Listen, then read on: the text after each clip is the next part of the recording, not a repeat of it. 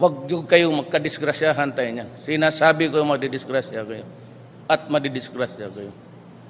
Hindi ako urong dito. And I said, I would stake my honor, my life, and even the presidency.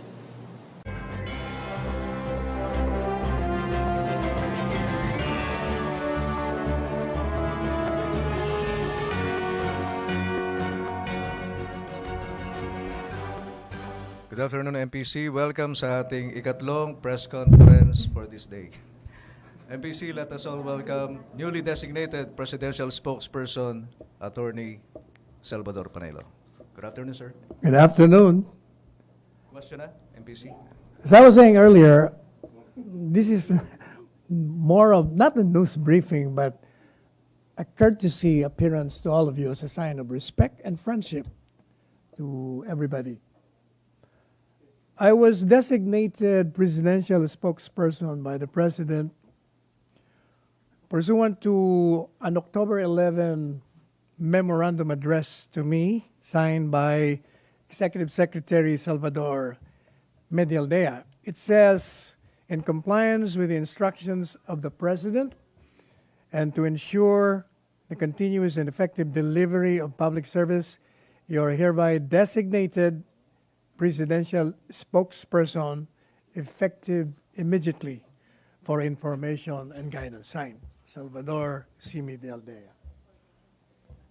So I will be acting Presidential Spokesperson.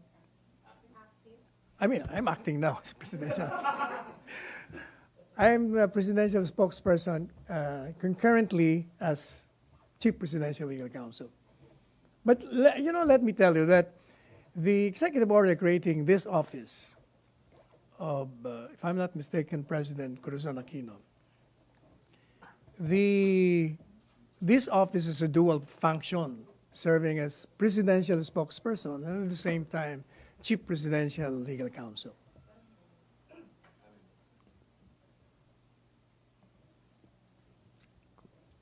So that's it. Question, MPC. Okay, Maricel, please. Hi, sir. Good afternoon. Sir, may we know the details, like when did the President talk to you about being the presidential spokesperson, and what's his guidance, sir? No, I remember that was stated in the cabinet meeting. He was asking Secretary Roque at the time if he has resigned because, according to the papers, he has. And so the President said, I've already asked Sal to take over. That was during the cabinet meeting. And then when we were in Bali, today is October 12, right? Yes, sir. So yesterday, was it? Yeah. Oh no, the night before even. Because yesterday was 11, right? The day before, when the President arrived there, and before we had this,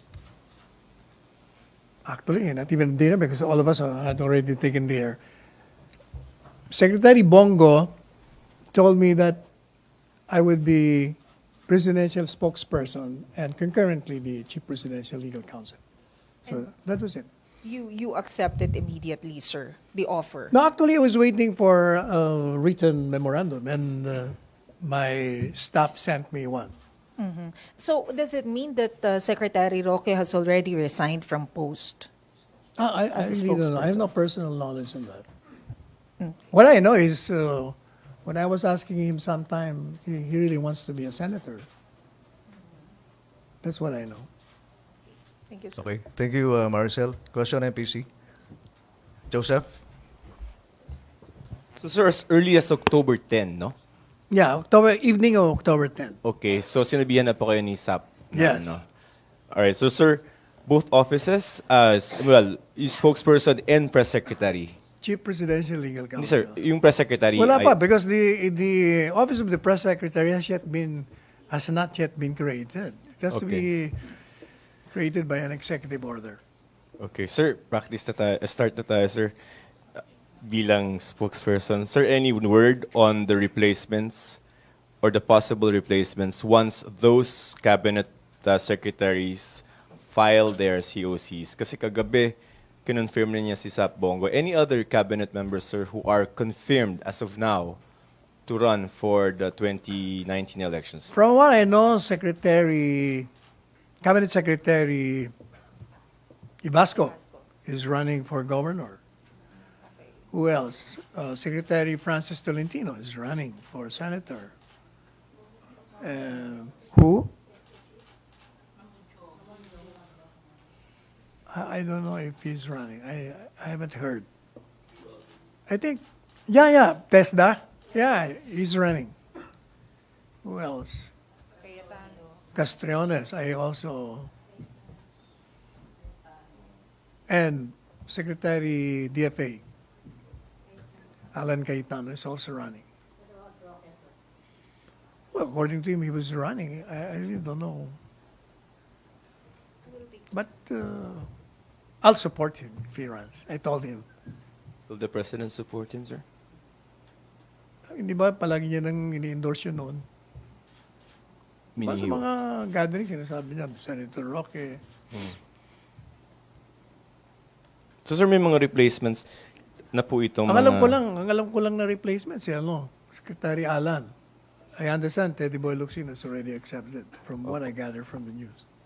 But some of the more crucial positions, CABSEC, SAP, Wala pa akong balita niya. But I suppose the president has some names already in his mind. yun naman na, sir. Okay. Thank you, Joseph. MPC. Celerina muna, Maricel. So regarding your office, will there be any reorganization? Which office it is? As sa presidential spokesperson's office, like meron ba kayong tatanggalin or may idadagdag? I think I will maintain the same team. I don't know yet the setup. I told the team to give me a summary of who are the members of the team, what are they doing, what is the protocol during the briefing. I might introduce some changes. Such as? Like, for instance, I feel like before I make a news briefing, I want to talk to heads of the departments and offices, sensitive ones, so that I will know exactly what they want to share to the public, any concern or issue that is vital. Sir, what's the feedback regarding this draft executive order regarding the creation of OPS, Office of the Press Secretary? Was there any commitment from the President na he will already sign the EO? No, I don't know anything about that yet. I haven't talked with the president regarding that. Maricel. Sir, just a clarification on your appointment, because I understand the president mentioned that this is for temporary basis only. What does he mean by that? I don't know. Most likely. I also don't know. As far as I know, I've just been designated and I'm doing my job now. Designated as a spokesperson, but has he talked about you about the office of the press secretary? Maybe that's what he meant when he said temporary. I know. I haven't talked to him regarding that. Mhm. Sir, just about the appointment of Faeldon, will you confirm this, sir, na inappoint daw siya nakapalit ni General De La Rosa as Bucor Chief? Hindi ko pa narinig yan. Oh. I haven't heard of that. Because I'm wondering if he already accepted the offer, because I understand there were reports before that he also has plans of running for governor. No, I have no. As of now, but I'll check on that. Okay, I'll thank let you, sir. know immediately. Okay, MPC. Rose, UNTV. Sir, alam niyo po kung what happens now to Secretary Roque? Kasi sinabi niya sa amin na on Monday, he will release statements about this recent developments. So, as the presidential spokesperson now, ano na po ang status ngayon ni Secretary Roque? Actually, hindi ko alam. But ang alam ko, he texted me. He asked me if he can meet you on Monday, siguro to say his goodbyes and thanks. So he will be here on Monday. Together with you, sir. Yes.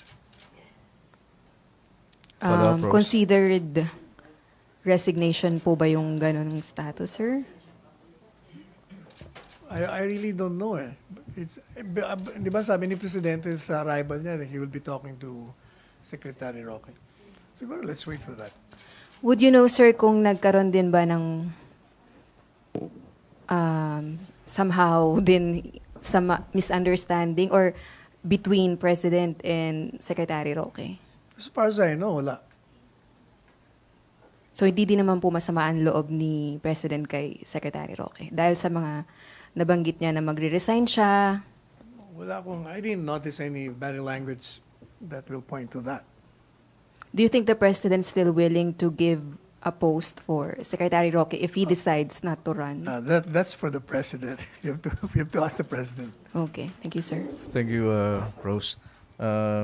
Secretary from Ina Andalong, what happens to the office of the presidential spokesman once office of the press secretary is formally established? Does that mean that eventually you'll give up the spokesman title and he will be referred to as press secretary? Or dalawa bang magkaibang posisyon yon? No, I don't know about that because I have not seen the draft of the executive order creating the press secretary. I have to see that. Hindi ko pa alam kung ano exactly yun. Thank you, Secretary. Jopel? Sir, clarification lang po. Doon po sa sinabi niyo, sir, na Secretary Roque texted you. And does it mean, sir, na accepted niya na yung nangyari? I suppose, in fact, he wanted to introduce me to you.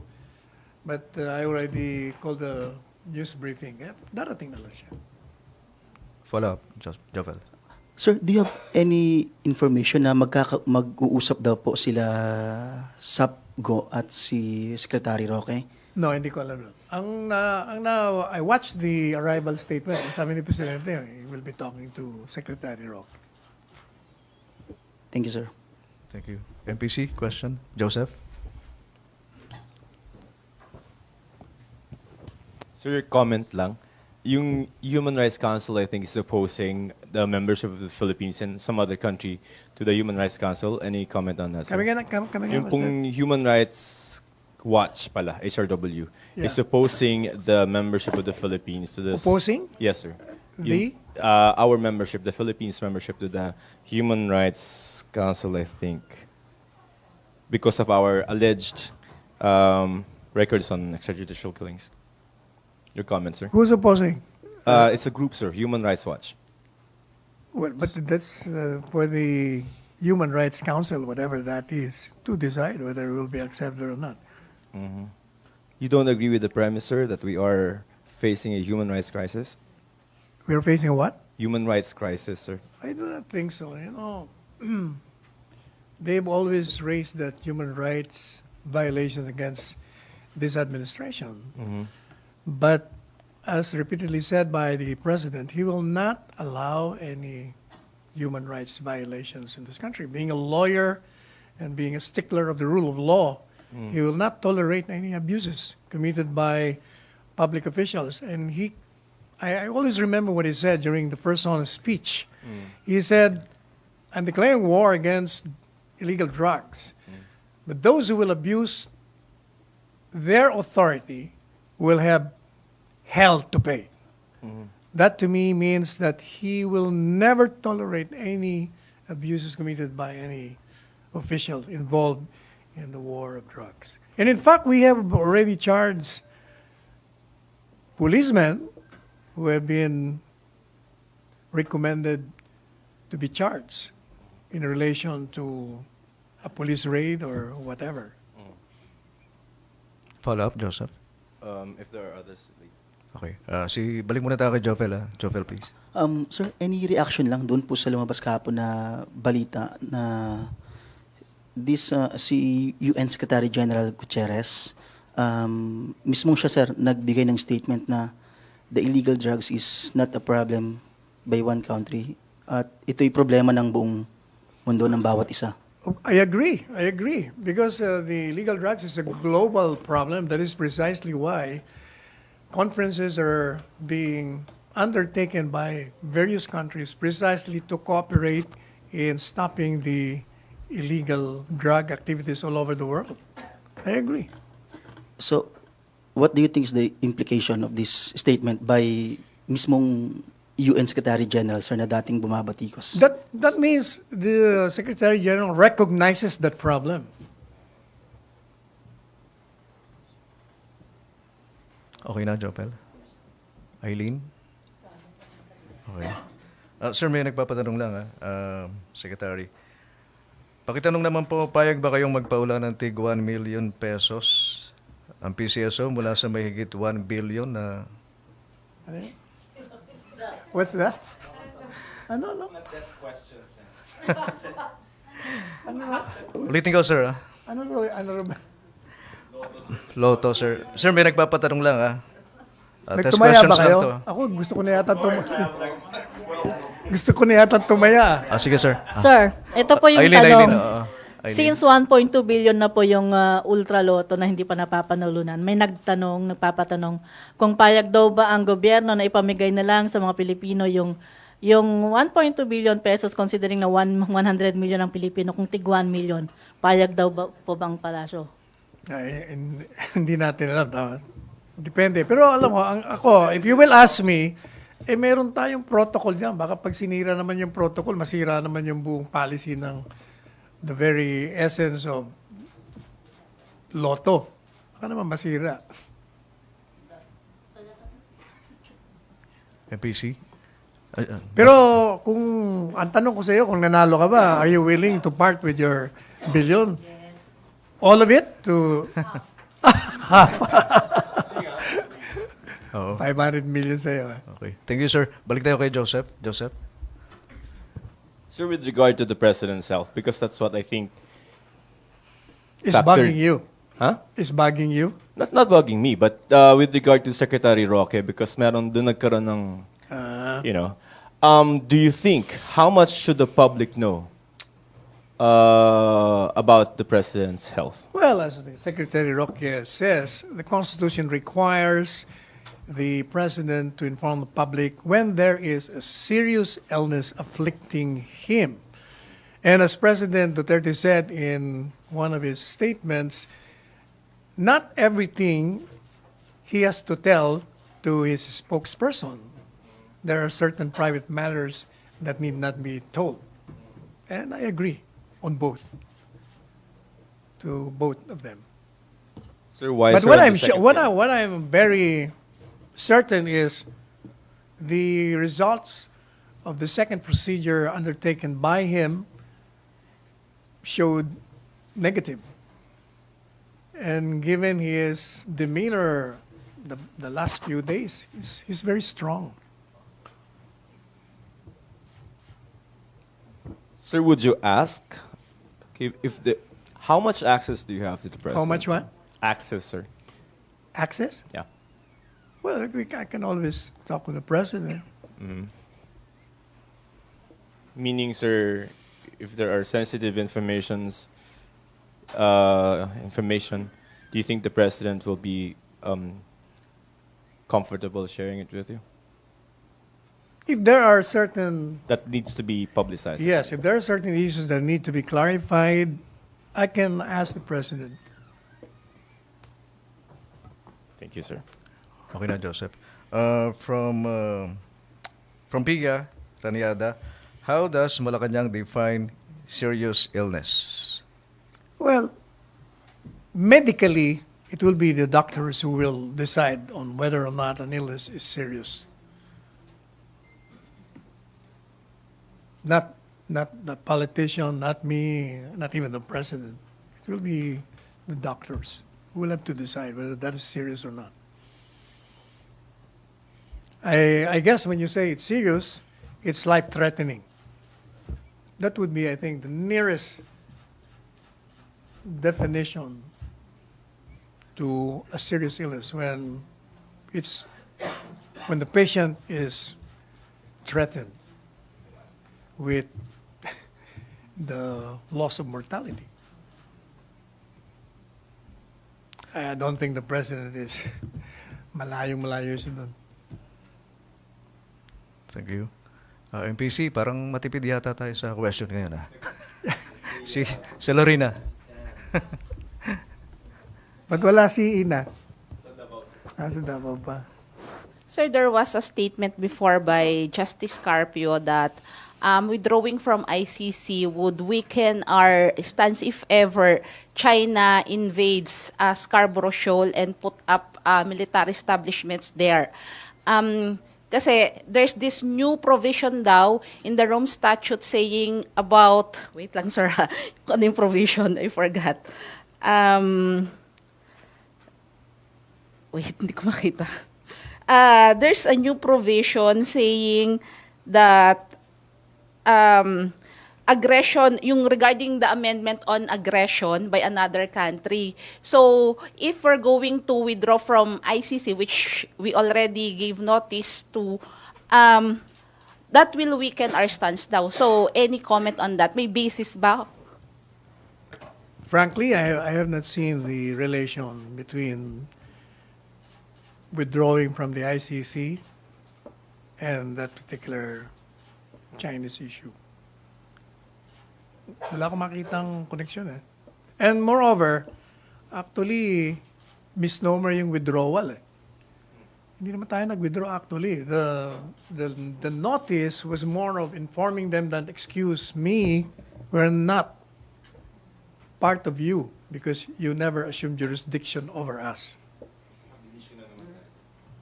Yeah, kasi kung walang jurisdiction, what are we talking about? So even if with this new provision sa ICC on crimes of aggression, you don't care. Parang Wala yun. But you know, let me reiterate what I said much earlier when this issue came about. The very reason why the Rome Statute was created, creating the ICC, was in order that there would be a vehicle by which we can prosecute what the country or each country perceived to be tyrants or violators of heinous crimes. But if that is the rationale, then we do not need the International Criminal Court. Why? First, as the Rome Statute says, it will only come in if the state is unwilling or unable. But we are not only willing, we're able. What's the proof? We jailed the former President Arab. People, rightly or wrongly, perceive him to be a bad leader. We also detained the former President Gloria Arroyo, but she was finally acquitted. In other words, our courts were functioning as they are functioning now. It's a robust judicial system. And more importantly, if you remember the 86 revolution, the people rose in revolt against a perceived tyrant, the late President Marcos. In other words, we don't even need an ICC because we have demonstrated to the world that we can do without. So sir, for the sake of argument, if ever nga it's okay if it's true na ab initio yung sa pag-join natin sa ICC if ever. Yeah. So, will there be any plan from the Duterte administration to apply or to ratify right now, rightfully ratifying and then with the publication of this ICC, with the Rome Statute? Is there any plan? None that I know of. As I said, we don't even need it. So why do you have to get into it if you don't need it? Even if yung other benefits. You must remember that most of the powerful countries are not even members of that. But we're not that powerful. Huh? We're not that powerful. Even less powerful countries are not even members. Thank you, Lorena. We will take two more questions. Okay. Tuesday New.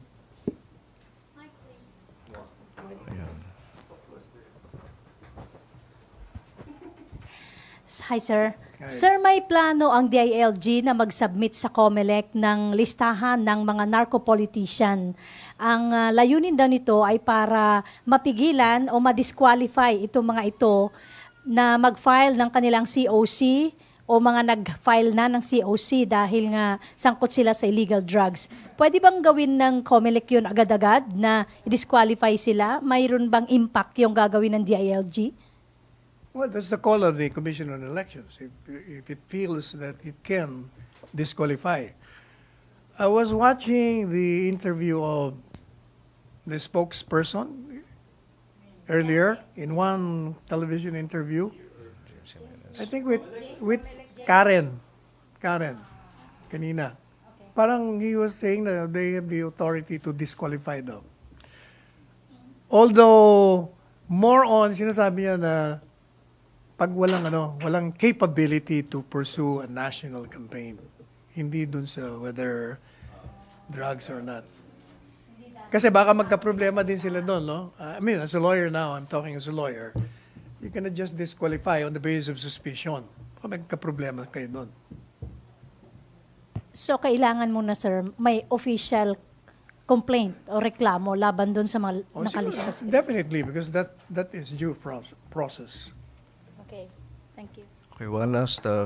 Okay, we will take 2 more questions. Joyce. After Joyce, George. Sir, what is your view about dun sa draft constitution ng House of Representatives putting back Vice President Denny Robredo in the line of succession? What is your view on presidential succession in general, sir? But you know, these amendments to the Constitution are all subject to the ratification of the people. Even the draft submitted by the commission created by the president is not the final draft, because there are many groups who are submitting drafts, proposed amendments to the Constitution, and they will be submitting that to Congress. And I'm sure Congress will collate them. Like even our office has its own draft. Attorney Chris here can tell you that he's been working on it, and Attorney Darren. We have our own draft of what we want in the new Constitution included. So depende lahat yan eh. Hindi pa naman final yan. They will be deliberating, anong maganda. But if you will ask me, I mean, personal, kasi, di ba, merong nagsasabi na merong Constitutional Commission, meron din silang gusto. O di mag-submit kayo sa tao ng as many drafts as you want. You know, there are 2 drafts. You submit it. Which one do you like? This one or that one? O kung sino manalo, di yun ang gawin nating Constitution. Okay.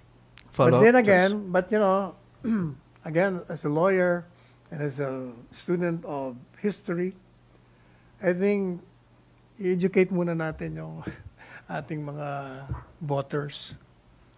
Kasi lumalabas sa survey, 80+% ang hindi nakakaintindi kung anong Constitution. Siguro education muna. Pero sir, personally, do you believe na dapat po ba pagdating sa presidential succession, it should be the Vice President should replace the President? Or dapat ba Senate President? Or... Sa akin, it doesn't matter who basta meron. What is important to my mind is that there should be a line of succession, regardless of who these people are. There should be. Kasi magkakaroon ng vacuum kapaka-problema. So it doesn't matter to me whether sino ilagay mo dyan. Basta dapat meron. Okay. Thank you, Secretary. O baka meron pa. Sige. Okay pa sa inyo. George, I'm up siguro to 7 p.m. We air at 6:30, so thank you. Hi, sir. Good afternoon. Sir, follow-up ko lang yung issue on the narco list because the ILG was saying earlier that they may consider releasing the narco list to the public again, like what they did during the last barangay elections. But of course, your critics would say that it's a shame campaign. And the ILG also mentioned that the President approved the release of the narco list in the barangay level. So if the DILG will ask Malacañang once again to do it, you think the President will allow it kung hindi i-disqualify ng COMELEC yung mga allegedly involved sa illegal drugs? As I said earlier, yung disqualification, baka malabo yun kasi baka it might violate the due process clause of the Constitution. Now, with respect naman dun sa releasing the list, Alam mo, ang problema kasi, the DILG has also a responsibility to the citizens of this country to tell them exactly kung ano yung findings nila. Ito yung aming findings. Ito, nasa listahan ito. Ito ang alam namin ng mga involved. So, you cannot also blame them. In the same way, when the president released the list of those names, he was in fact implementing the duty imposed to him by the Constitution. The people have the right to information. And since the president, as president, had all the resources in the world to have access to information, he felt that it was his duty to let the people know. But sir, yung question is yung validity ng information na nare-release sa public because while you already have the intelligence information, our authorities are still validating and still doing case build-up against these people. And once their name are already out, even if they are innocent, they're already judged by the public. So how will you react to that, sir? Well, the law provides remedies for that. They can always resort to remedies. They can retain lawyers to protect their what they feel to be rights being violated. So you're encouraging, sir, to sue the government just in case that they do it. And Not, what I'm saying is, we are run by law, by the rule of law. Regardless of who are involved, we have to bow to the majesty of the law. This is what I'm saying. Thank you, George. One last question kay Joseph, tsaka kay Hindi na, okay na. Wave na si Joseph. Jofel, pagkatapos on my... Sir, on my... Okay, go ahead, Jofel. Sir, I'll just go back dun po sa issue dun sa statement ni UN Secretary General Gutierrez. Yeah. Sir, ito bang statement ni Secretary General ng UN is a proof na yung war on drugs ng gobyerno is nasa right track? Well, you can view it that way because by saying that this is a global problem, that means she recognizes the fact that illegal drugs is worldwide. That it is a very dangerous problem that requires the cooperation of all countries in order to save generations, just like what the president is doing. Okay, Joe.